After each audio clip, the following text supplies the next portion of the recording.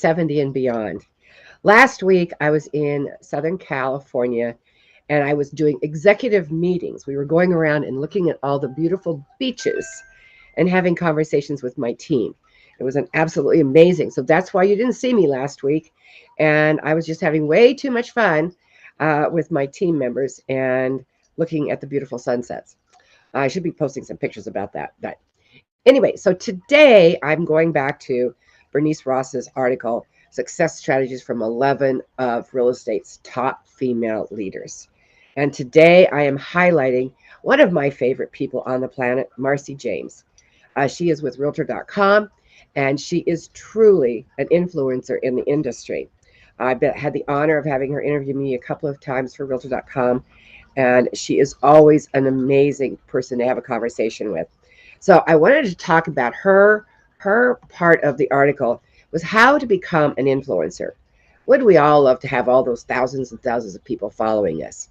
Well, according to Marci, who is the director of industry marketing at Realtor.com, she is the number one way to build influence in the real estate is to use social media. The question is, what do we do? We all know we need to be on social media. Even some of us don't want to be on it, but that's where you're going to need to go if you want to become an influencer. Marci prefers Facebook because it's the biggest part of her audience lives there. That's me too. I think most of the people that I interact with are all on Facebook. LinkedIn is becoming a bigger part of it, but right now it's Facebook. She uses Instagram, she says, for her personal posts because the platform is a little more intimate in space.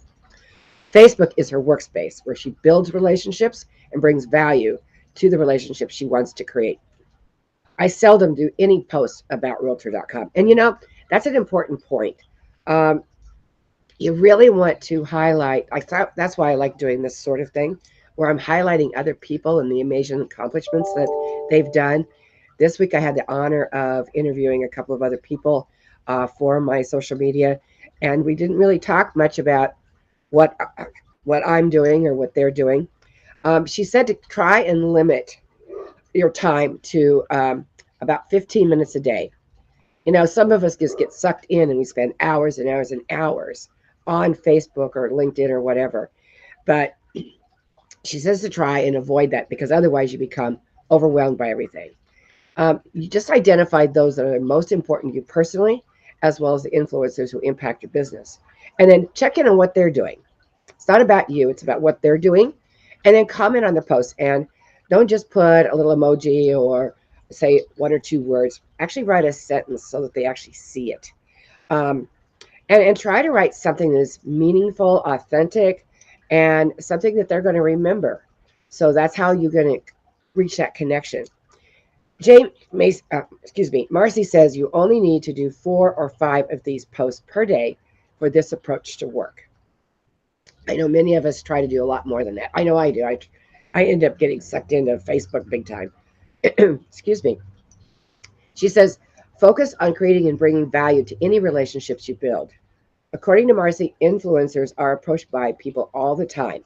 The way to approach them is to truly be interested in who they are and what they are doing.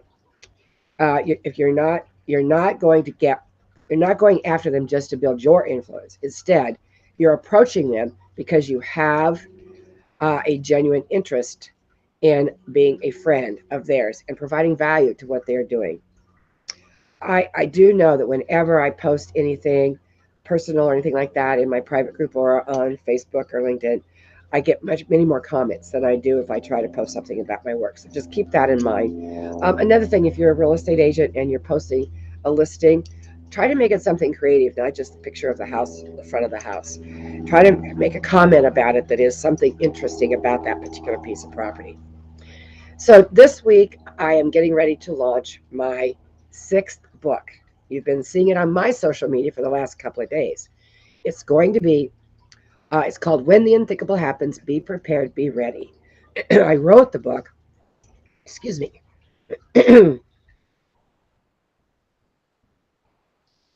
It's actually a book I wanted to write 20 years ago or 20 plus years ago when I was a FEMA inspector and trainer, because I saw the need for people to be better prepared. And that certainly has not changed. If anything, it's gotten much more important.